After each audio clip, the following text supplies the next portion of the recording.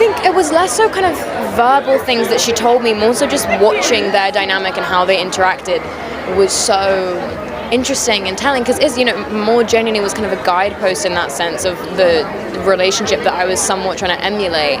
And they get on so well, and they're so close, and they truly have a kind of telepathic communication that I just really wanted to come across in the movie. And Leslie's so brilliant, and so hopefully it came across, I don't know, but it was it was amazing to just be able to be like, what do I want to do today, and then look over and they're kind of like giggling about something and being like, that's what I want to do today. It was any fun on-set memories in particular that I really did have the best time filming this movie, honestly, ever. It was one of the happiest times of my life up until this point.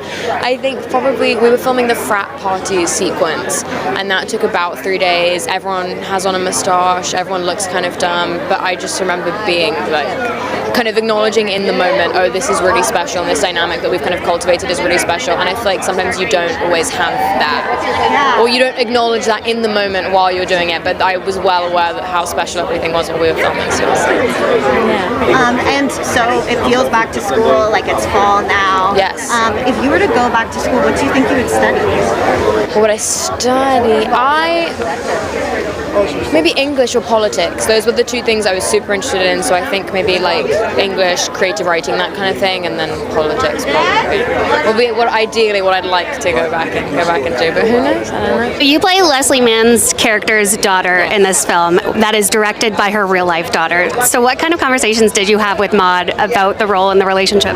It honestly was less so conversations and more so genuinely watching their dynamic and watching how they communicate and interact with one another.